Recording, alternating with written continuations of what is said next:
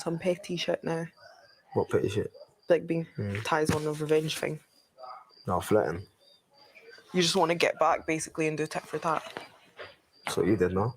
I never said that. You said the part of the reason why. Hey guys, and welcome to, well, we're talking to you guys about Dark Arts, and I probably should change my name, so hold on, let me change the name, because, you know, I'll be forgetting, because, you know, I have like several different YouTubes. But welcome to Dark Arts, where we talk to you guys about breaking down relationships and taking them apart and showing you the manipulation, the influence, and the control that is often elicited in these type of relationships. I'm talking to you guys about Love Island, and there's a situation between two interesting people here, Tyrique and Ella. Now, if you don't know the background, I can give you a quick synopsis so you can understand what I'm doing this video about. He's treating you badly because you have a low self-esteem. This young lady has been chasing this man for time. They got into a relationship, or I should say they got into some kind of exclusivity on this dating game show. But she's been chasing him from the very beginning. From the very beginning, she said, you know, do you even remember me? We met before we met on the show.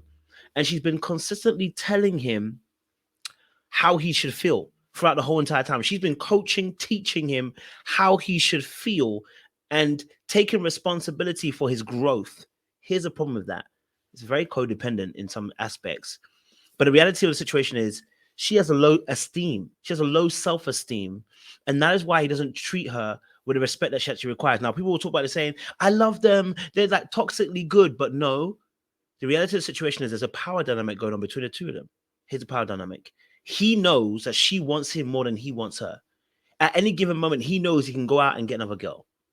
He knows the power dynamics between the two of them. He's always in control, which is what helps him to behave the way that he does.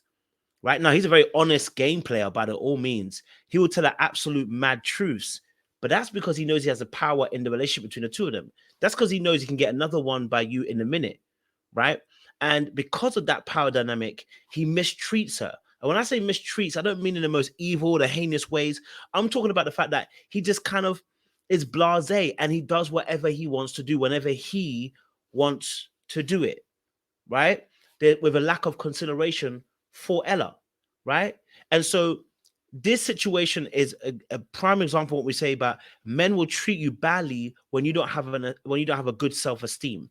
The word esteem means respect and admiration. Typically for a person. The person you're talking about is yourself. If you don't have a good esteem, a good respect and admiration for yourself, you will disrespect yourself in order to attain this love. Now, where that starts from oftentimes is childhood and not being given that respect and admiration as a young child, not being honored as a child when you were younger, right? But dishonoring yourself oftentimes comes from this lack of love that you haven't had, and you're willing to trade your respect and your admiration for yourself to attain a piece of that love, right?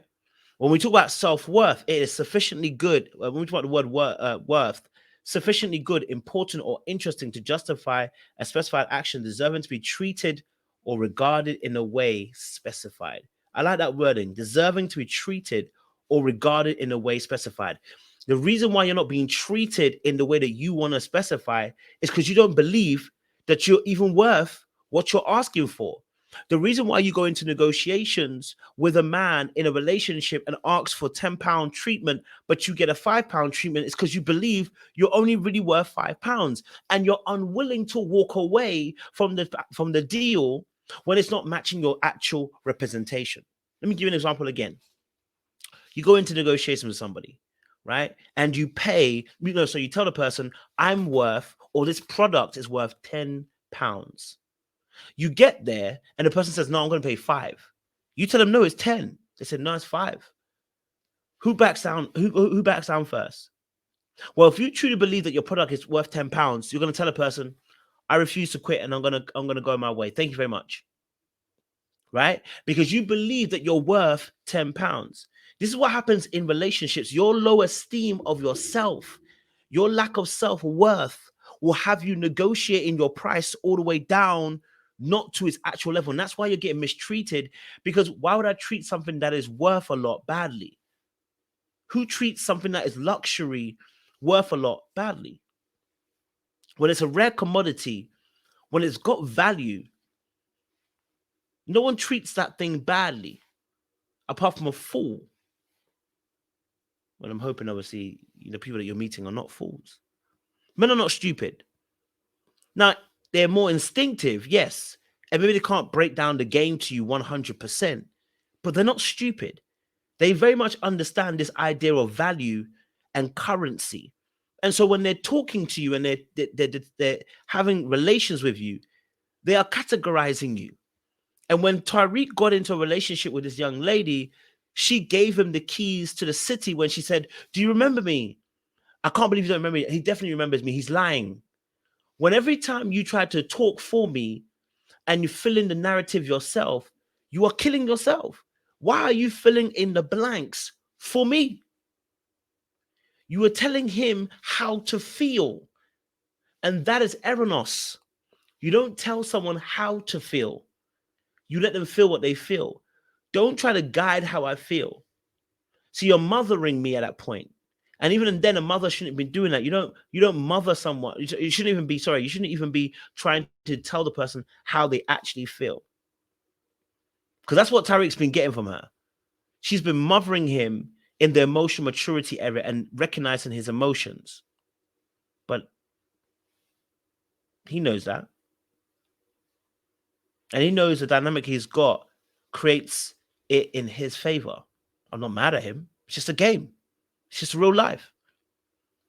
What she needs to realize is once she gets her esteem, once she gets her self-worth, she puts her first. And by doing so, she also sets up boundaries. By doing so, she also sets up standards. By doing so, she stops those people that are willing to lowball her to try and attain her. And that's, in some sense, not what Tyrique has done, but in some sense, he knows that he doesn't have to work as hard because she will always come back.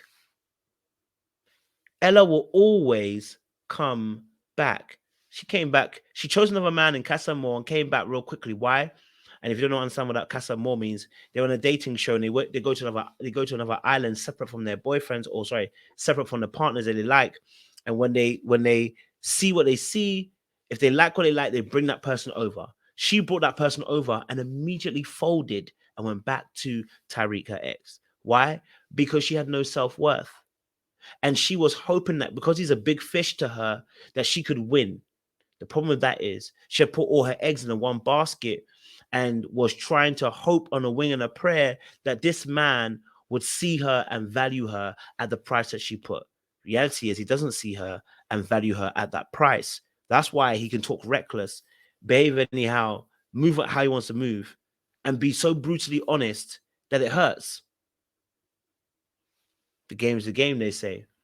But you want to make sure that your esteem doesn't put you in a place where you're shortchanging yourself. Like, share, subscribe. Click on that bell button for notification of uploads. We appreciate you. Don't do it if I wouldn't do. And we'll see you for the next show as well. Much love.